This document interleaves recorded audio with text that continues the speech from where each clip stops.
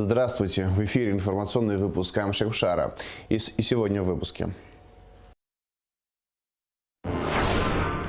От службы до министерства. Министерству по налогам и сборам Абхазии исполнилось. Говорят до вечера и послушать есть чего. В Доме Москвы в Сухуми начал свою работу фестиваль русской культуры. Помним, на физико-математическом факультете АГУ открыли лабораторию имени ученого Серапиона Кишмария.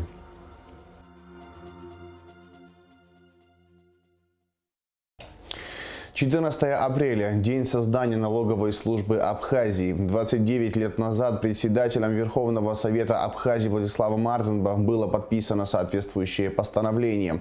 В декабре 2002 года служба была преобразована в Министерство по налогам и сборам. В Сухуми прошли торжественные мероприятия, посвященные праздничной дате. Репортаж Али Китрапш. Мероприятия, посвященные 29-й годовщине Министерства по налогам и сборам, начались с возложения цветов к мемориалу погибших в Парке Славы. 53 сотрудника ведомства принимали участие в Отечественной войне народа Абхазии. 9 из них удостоены государственных наград. Министерство по налогам и сборам прошло длинный путь становления, развития и совершенствования системы в целом. Основная задача ведомства – контроль за соблюдением налогового законодательства страны всеми субъектами экономики, с тем, чтобы они своевременно и в полной мере вносили платежи в госбюджет. Всего в структуру центрального аппарата входят 10 управлений. Управление налогообложения физических лиц является структурным подразделением центрального аппарата, куда входит отдел налогообложения физлиц, инспекции по столице и районам. Управлением непосредственно организовывает работу отдела налогообложения физических лиц, инспекции Министерства по налогам и сборам по осуществлению контроля за соблюдением налогового законодательства физическими лицами и индивидуальными предпринимателями. Динамика по сравнению с первым кварталом 2022 года составила 127%. В суммарном выражении более 31 миллиона рублей. С каждым годом ведомству удается добиться превышения поступления сумм налоговых платежей в бюджет над другими источниками его доходной части. И такое положение является нормой для экономики любого государства. Показателем достигнутого уровня и успешной деятельности ведомства к текущему времени является стабильное выполнение и перевыполнение плановых показателей уже несколько лет подряд. За последние годы темп роста фактических показателей по налоговым платежам, которые администрируются Министерством по налогам и сборам, увеличивается. Так, к примеру, если сравнивать 2022 год с 2021 годом, то темп роста составил 126%. Если сравнивать с 2020 годом 2022 год, то темп роста порядка 170%. Следует отметить, что за 2022 год плановые показатели были выполнены по всем регионам нашей республики и в целом по республике. Выполнение составило 122%, при динамике, как было сказано уже выше, 126%. Выполнение по итогам первого квартала 2023 года составило 132% в целом по республике. Все руководители и сотрудники управления Министерства по налогам и сборам добросовестно выполняют свои обязанности.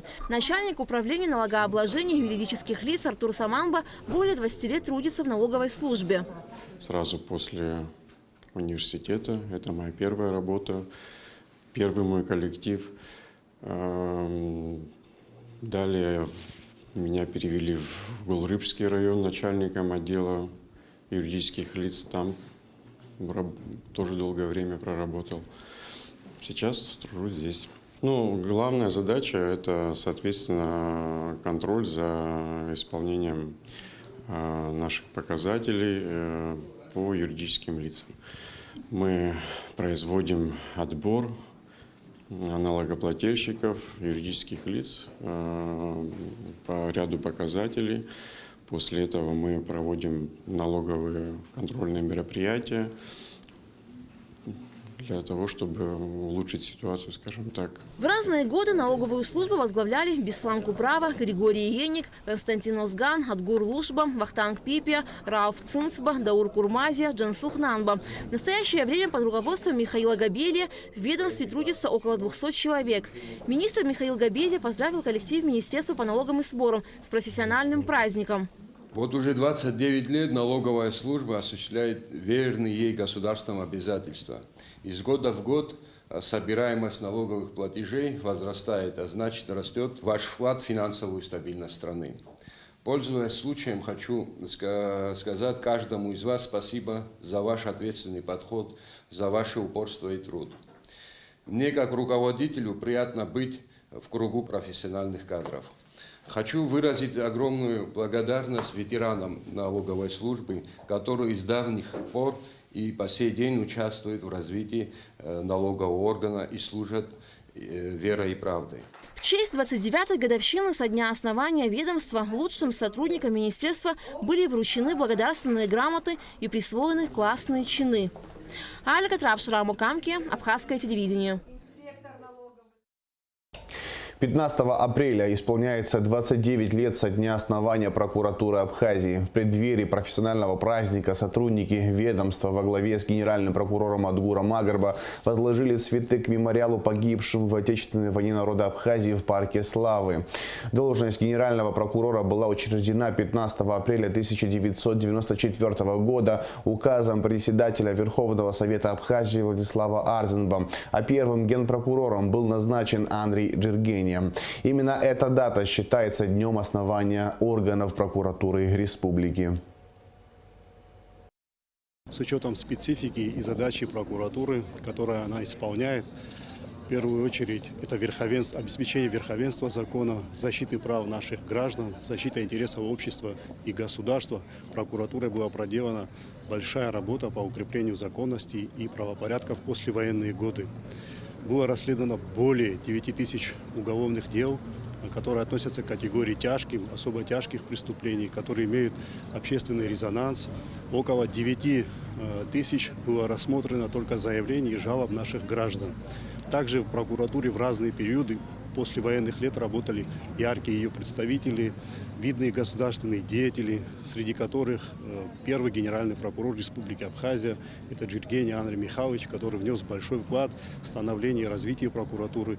Это Кору Рауф Максимович, кавалер ордена Ахтзапша, это Ганба Сергей Дугужевич, который более 40 лет проработал в органах прокуратуры. Это также и военный прокурор, герой Абхазии, Начачеглы Владимир Еминович и многие другие, о которых сейчас говорить очень сложно. Они внесли очень большой вклад в развитие нашей системы. Уже сменилось не одно поколение, прошло 29 лет после войны. Сегодня к нам устраиваются на работу молодые специалисты, которые с отличием оканчивают высшие учебные заведения. Я считаю, что они сегодня обладают всеми качествами для того, чтобы в будущем быть востребованными специалистами. И, пользуясь случаем, я бы сегодня хотел поздравить всех своих коллег, ветеранов, которые долгие годы, много лет отдали служению в органах прокуратуры, с профессиональным праздником, с 29-летием, со дня ее образования. Пожелать всем крепкого здоровья, мирного неба, благополучия. Ну и своим коллегам, конечно же, еще хотел бы пожелать выдержки, терпения в нелегком деле и силы воли в принятии непростых и сложных решений. С праздником, уважаемые коллеги! Указом президента Аслана Бжаня генеральному прокурору Абхазии Адгуру Агарба присвоен классный чин «Государственный советник юстиции второго класса». Следующим указом президента заместителю генерального прокурора Дамиру Квицине присвоен классный чин «Государственный советник юстиции третьего класса». По подозрению в убийстве Раджаба Анкваб задержан житель села Джирхуа Гудаутского района Садби Кокоскери, сообщает Генпрокуратура. Раджаб Анкваб был убит вечером 5 апреля в селе Багребста Гагарского района во дворе многоквартирного дома. Генеральная прокуратура завершила проверку на предмет законности строительства в Сухуми объекта по улице Кугоня, 11. Проверка проводилась управлением по надзору за исполнением законодательства по поручению генерального прокурора. По результатам проверки в администрацию города Сухум внесено представление об устранении выявленных нарушений законодательства Абхазии.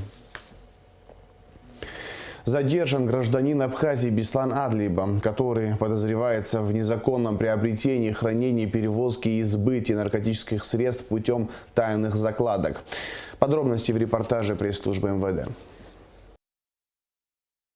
У жителя города Сухум Адлиба Беслана Гивевича 1995 года рождения изъято наркотическое средство в особо крупном размере.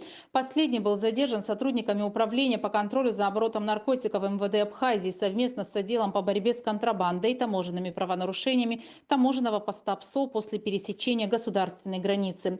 Наркотик мужчина приобрел на территории Российской Федерации и ввез в Республику Абхазия. При личном досмотре у гражданина Адлиба изъято 5 заизолированных свертков, которые он хранил в своем теле и собственноручно выдал в присутствии граждан, приглашенных в качестве понятых.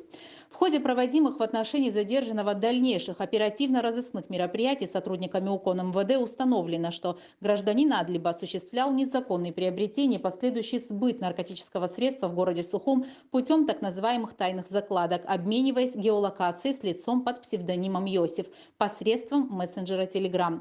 При исследовании местности по улице Чанба в пристройке заброшенного дома обнаружена бутылка из-под йогурта, при осмотре которой сотрудниками милиции изъято в общей сложности 27 свертков, обмотанных в красную и белую изоляционную ленту. В свертках содержалось расфасованное в полиэтиленовый пакет вещество светлого цвета. Как пояснил гражданин Адлиба, данные свертки он хранил с целью последующего распространения, а за каждую сделанную тайную закладку получал вознаграждение в размере 500 рублей.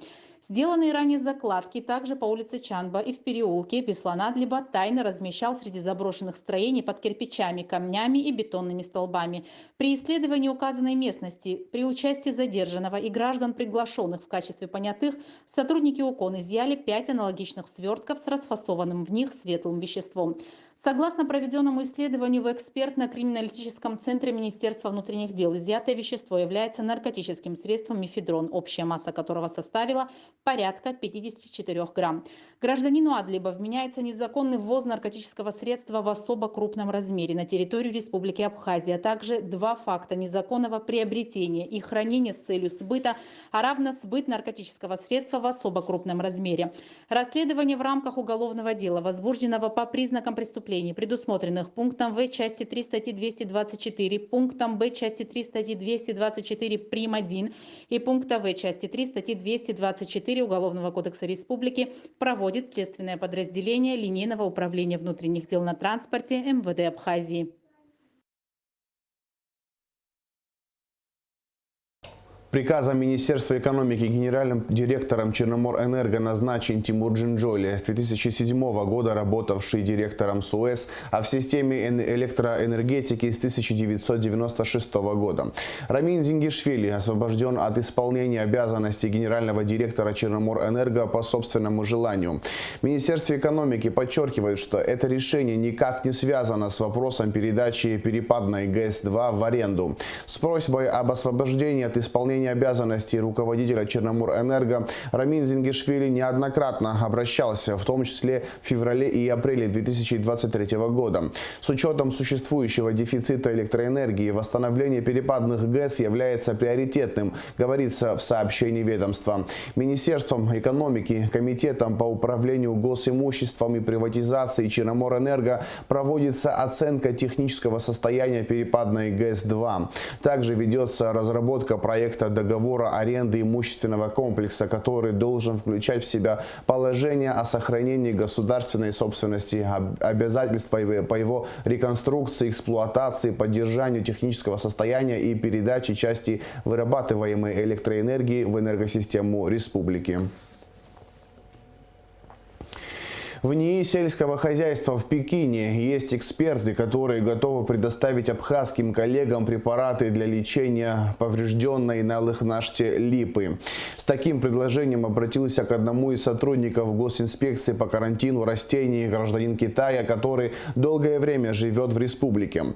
С институтом уже связались сотрудники посольства Абхазии в России. Препараты абхазской стороне, возможно, передадут уже в ближайшее время. Гражданин Китая, который находится здесь несколько лет, работает, связан с сельским хозяйством. Он знаком с нашим инспектором КПП «Ингур». Они давно знакомы, и он его привел вчера сюда. Он болезненно воспринял то, что произошло 5 апреля, и поэтому предложил свои услуги. Сказал, что есть препараты, которые могут помочь, ну, чтобы заживлены вот этой вот раны, которые нанесли. И предложил он, ну, дней 20, наверное, надо провести капельницы. Возможно, это поможет. Мы позвонили нашему послу Квитине Алхасу Алексеевичу. Он, конечно же, постарался и быстро он дал телефоны соответствующие. Мы передали туда, в Китай. А теперь мы ждем, должны поставить препараты сюда. В воскресенье, возможно, эти препараты будут здесь, в Абхазии. Да. Платить за этого ничего не надо. Он изъявил желание, ну, видишь, что это священное дерево для жителей Абхазии и всех живущих здесь. Он действительно близко к сердцу принял это. И он совершенно бесплатно, никаких денег он не попросил. Гуманитарный груз, собранный жителями Абхазии для пострадавших при землетрясении в Турции, а также помощь, выделенная президентом и правительством страны, доставлены непосредственно в район стихийного бедствия. Об этом сообщил министр по чрезвычайным ситуациям Лев Квицыня, находящийся в рабочей поездке в Турецкой Республике. Там же находятся и некоторые депутаты абхазского парламента. Готовность оказать содействие в решении текущих вопросов по доставке гуманитарной помощи выразило посольство России в Турции, которое находится в контакте с представительством Абхазии в Турецкой Республике. Спикер парламента Лаша Ашуба посетил Сухумскую среднюю школу номер 14 в рамках работы в своем избирательном округе, где осмотрел школьный спортивный зал, который нуждается в ремонте. В этом округе также расположена и школа номер 6. В ней аналогичные проблемы. Как отметил Лаша Ашуба, вопросы благоустройства школ будут решаться поэтапно. Мы, принимая бюджет в парламенте, бюджет 2023 года, заложили часть средств на округа по городу Сухум, в частности, и на мой округ была заложена определенная сумма. И в конечном итоге долго думал, на какие нужды эти деньги определить, и пришли к выводу о том, что определим эти средства на нужды, связанные с ремонтом спортзала. Наверное, этих денег будет недостаточно для капитального и полного ремонта спортзала, но я уверен и убежден в том, что нам окажут содействие и власти города, и власти республики. Конечно же, в школе множество других различных проблем. Это и общий ремонт школы, и замена окон, замена кровли. Я думаю, что со временем мы должны содействовать в решении и этих вопросов. И я уверен и убежден в том, что выпускники 14-й средней школы, многие, кто сегодня занимается предпринимательской деятельностью, в том числе на территории Республики Абхазия и за ее пределами, окажут содействие в помощи школе. Помимо 14-й школы в нашем округе есть и 6-я школа, в ней примерно аналогичные проблемы. Ну, поэтапно будем заниматься и благоустройством, конечно же, 6-й школы. Мы хотим открыть секции здесь. У нас прекрасные педагоги по физкультуре, которые вот настолько вчера или позавчера Тимур Русланович, наш молодой педагог по физкультуре, он говорит: я допоздна готов работать. Я создам баскетбольную команду, не только которая будет отстаивать честь школы на уровне города, я, говорит, их буду вывозить за пределы нашей страны на различные соревнования. Конечно, это дает такой задел, и настроение поднимается. Спикер Народного собрания Лаша Ашуба осмотрел еще ряд объектов, расположенных на его избирательном округе. В частности, пешеходную часть от улицы Акиртава до улицы Ладария, где недавно была уложена тротуарная плитка. По словам спикера парламента, впоследствии планируется продолжить работы по благоустройству одной из сторон тротуара, ведущего к Красному мосту. Напомним, что укладка тротуарной плитки была проведена силами и при финансовой поддержке администрации города Сухум, руководства коммерческого банка Амрабанк, а также за счет собственных средств Лаши Ашуба. Общественная палата Абхазии приняла участие в презентации международной деятельности Общественной палаты Российской Федерации. В частности, российские коллеги рассказали о наблюдательных миссиях на выборах в 10 странах мира. Мероприятие проходило в онлайн-формате. Подробности в материале Эсмы Гуладзе. В рамках мероприятия члены Общественной палаты России подготовили доклад об итогах наблюдательных миссий за 2022 год в 10 странах мира. В их числе Абхазия, Южная Осетия, Ангола, Кения, Ливан, Сербия, Тунис и другие. Презентация объединила дипломатов, представителей МИД России, Центра избиркома, Межпарламентской ассамблеи СНГ. Со стороны Абхазии в презентации приняли участие глава ЦИК Дмитрий Маршания и члены Общественной палаты. Уже лет 15, как мы заключили вместе с Российской Федерацией Общественной палаты меморандум о взаимодействии и сотрудничестве. Конечно, для Абхазии, особенно для Общественной палаты, это большой опыт, особенно когда Общественная палата принимает участие в наших выборах, референдумах. Постоянно мы в контакте. Но я хотела бы подчеркнуть, что такой важный институт гражданского общества, как Общественная палата, для Абхазии вообще не ново, потому что у нас с древнейших времен существовал институт Совета старейшин, и общественное мнение всегда учитывалось, и свобода слова всегда приветствовалась. И в этом смысле, конечно, мы можем сказать, что вот эти форумы, которые сегодня происходят и у нас в стране, и в Российской Федерации, это еще раз подчеркиваю о том, что мы идем в правильном направлении. В своей речи председатель ЦИК Дмитрий Маршани отметил важную роль Общественной палаты России в наблюдательных миссиях на выборах в Абхазии. Мнение и оценка международных экспертов очень важны, ведь выборы играют значимую роль в становлении суверенной государственности республики. После развала Советского Союза именно волеизъявление абхазского народа привела нас к тому, что мы восстановили свою независимую государственность, и в 1994 году была принята Конституция Республики Абхазия, где была провозглашена суверенность и независимость нашей республики. Также хотелось бы в рамках данной темы отметить, что в 1999 году был всенародно избран первый президент Республики Абхазия Владислав Григорьевич Ардзумба. И был проведен референдум, что касается волеизъявления народа, было в данном акте оглашено и был принят акт о государственной суверенитете Республики Абхазия. Как вы знаете, в 2008 году Российская Федерация признала независимость Республики Абхазия и был подписан договор о дружбе, сотрудничестве и взаимной помощи. За последние 30 лет в Абхазии были избраны 4 президента Республики Абхазия и 7 составов парламента.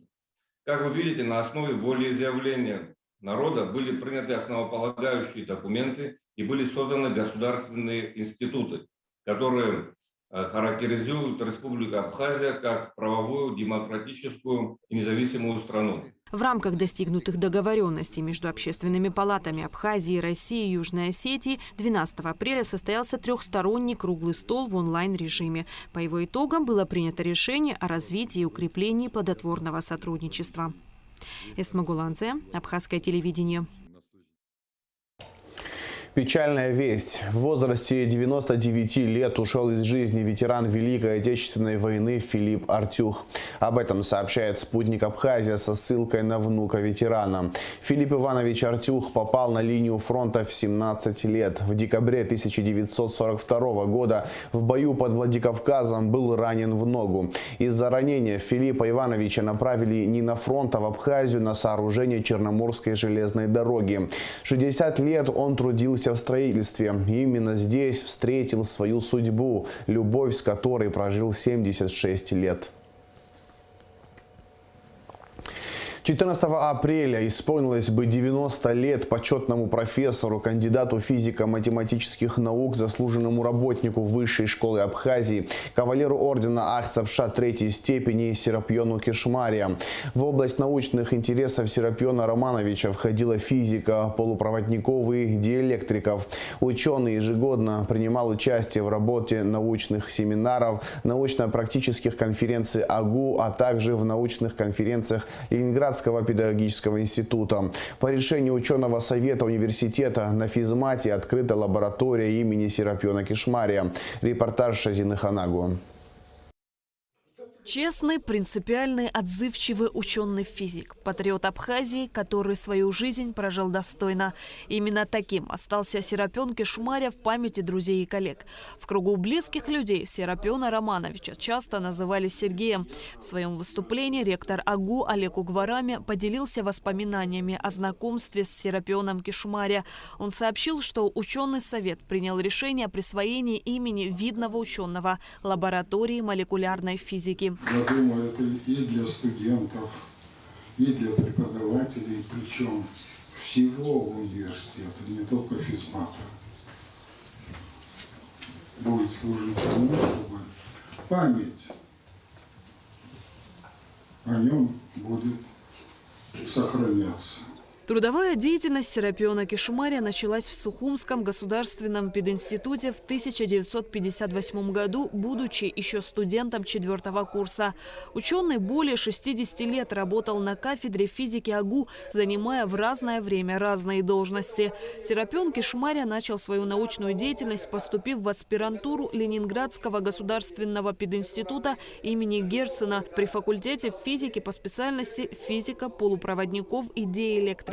Диссертация на соискание ученой степени кандидата физико-математических наук была успешно им защищена на специализированном совете Ленинградского государственного пединститута. Среди национальных кадров Серапион Романович стал одним из первых, кто достиг высокого научного уровня. Он опубликовал около 60 работ в различных изданиях Абхазии и в центральных научных изданиях России. Преобразованием пединститута в университет в АГУ стало возможным открытие научно-исследовательской лаборатории исследования электрофизических свойств полупроводников и их соединений по хоздоговору с Сухумским физико-техническим институтом. Лабораторией руководил Сергей Романович. Он непрерывно совершенствовал педагогические навыки, читал курсы лекции по общему курсу физики. Особенно ему был близок раздел молекулярной физики. Серапион Кишмаря смог организовать научную и педагогическую работу кафедры и поднять их на высокий уровень. Всегда был нацелен на воспитание специалистов высокой квалификации, как для работы на кафедре, так и в народном хозяйстве. Заведующий кафедрой прикладной физики АГУ Январби Экба предложил учредить стипендию имени Серапиона Кишмаря для лучших студентов-физиков. Во всех отношениях. Он готов был последний, как говорится, пятижак, последний рубль отдать другим людям, помочь в чем возможно. За это его уважали, за это его ценили, и любил он очень студентов.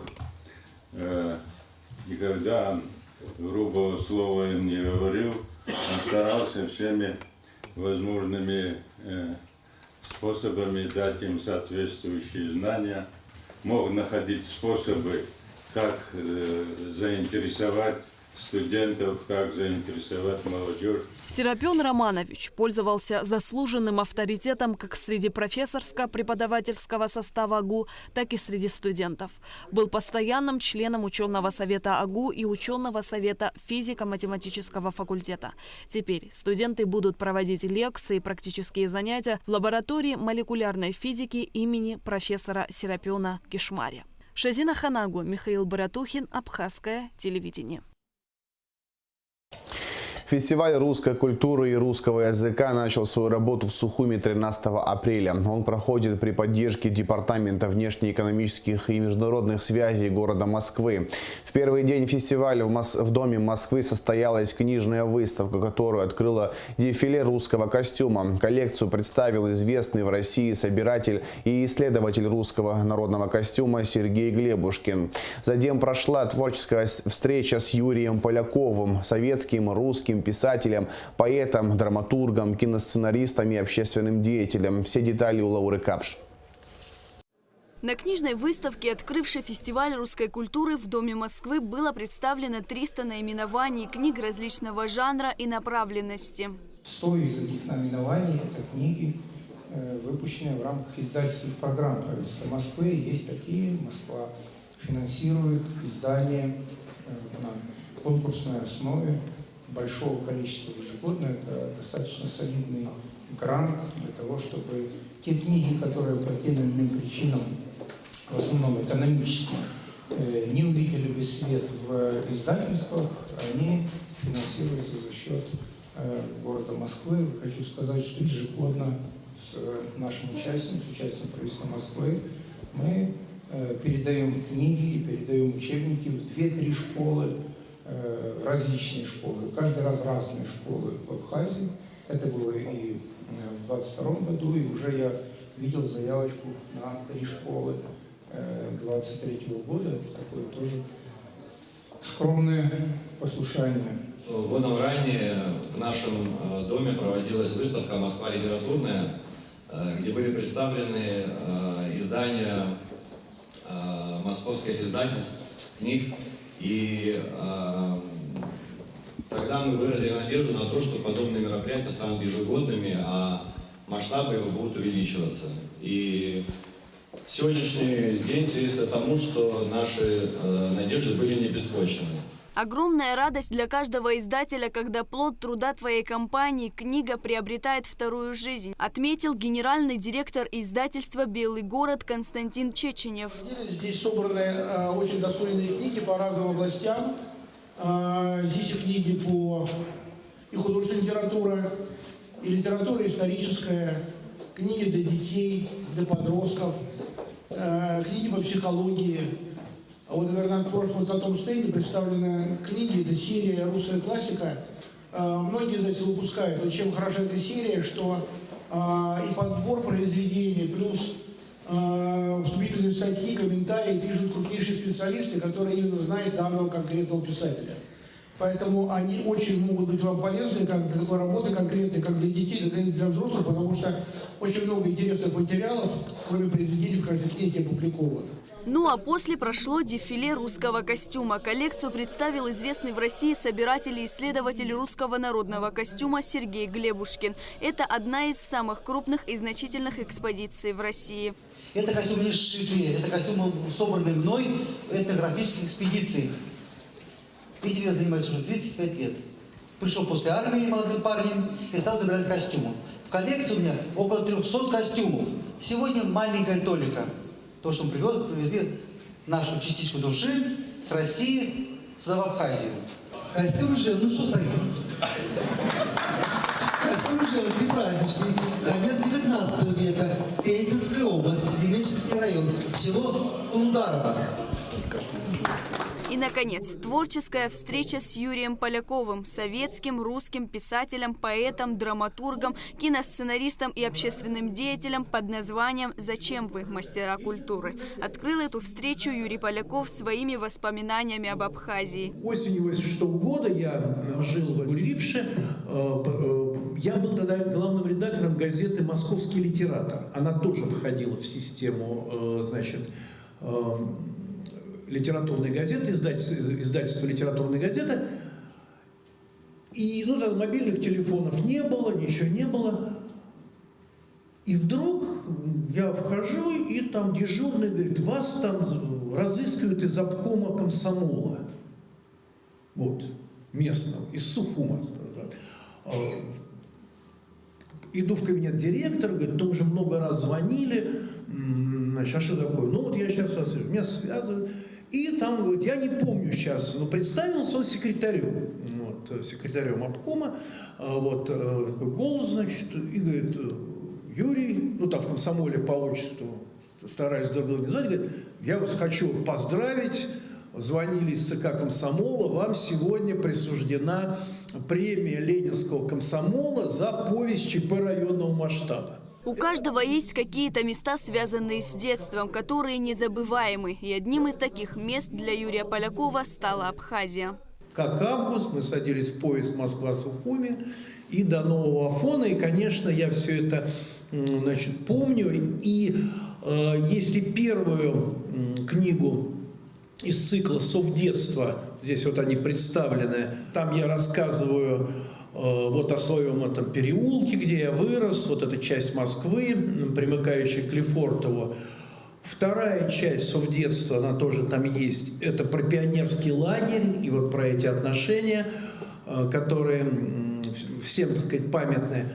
То вот третья часть, которую я надеюсь выпустить в августе этого года, там события происходят как раз в Новом Афоне. Писательская судьба Юрия Полякова на первый взгляд сложилась необыкновенно удачно. Его произведения занимают почетные места на полках книжных магазинов, издаются на разных языках, экранизируются, его пьесы ставятся во многих театрах. И все же на фоне, казалось бы, такой счастливой гладкой жизни его ругают читатели, любят и ругают заодно, за верность теме и стилю. Многие критики и журналисты обращают внимание на такую черту Полякова, как быстрая реакция на болевые точки общества. Смелость в высказывании своего мнения, отсутствие страха перед остротой вопроса или проблемы. На сегодняшний день у автора более 20 повестей и романов, более 12 экранизаций, соавторство в 3 сценариях. Один из них всеми любимый «Ворошиловский стрелок». Более 15 спектаклей по произведениям и несчетное количество публицистических статей, выступлений по телевидению. Мне звонит в один прекрасный день Станислав Сергеевич Говорухин, с которым я не был знаком до этого.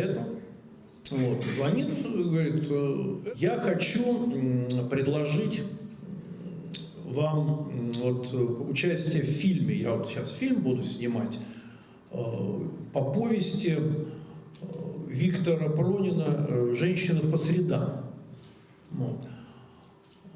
Я говорю: ну так а что вы, значит, я говорю, пусть и пишет Пронин. Он говорит: нет, понимаешь, мне нужен хороший автор диалогов.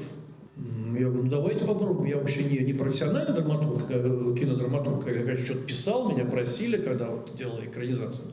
Ну давайте. И, в общем, все, так сказать, закрутилось, завертелось. Кстати, мало кто знает, что этот фильм «Ворошиловский стрелок», который впоследствии стал заниматься, он снят по повести Пронина «Женщина по средам», в основу которой лег судебный очерк, который он прочитал где-то вот в периодике. Всенародную славу Юрию Полякову принесли повести «100 дней до приказа» и ЧП районного масштаба, написанные в начале 80-х годов. Критики и читатели отмечают своеобразный и всегда узнаваемый язык произведений Полякова, наполненный аллегориями и метафорами, насыщенный тонкой иронией, незаметно переходящей в лиризм. «Козленок в молоке», «Совдетство», «Замыслил я побег», «Работа над ошибками», «Небо падших», «100 дней до приказа». Одним словом, все его произведения динамичны и читаются с большим интересом. Творческая встреча была оживленной, слушатели задавали вопросы, делились своими впечатлениями. Ну а после прошла автограф-сессия. Лаура Капшка, Мила Джопа, Абхазское телевидение. В завершении выпуска расскажем о погоде.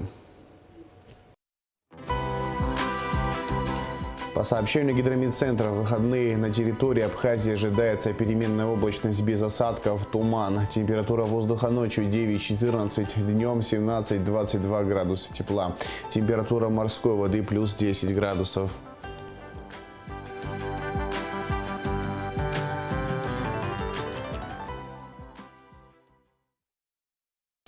На этом информационный выпуск Камшипшара подошел к концу. Всего хорошего. До свидания.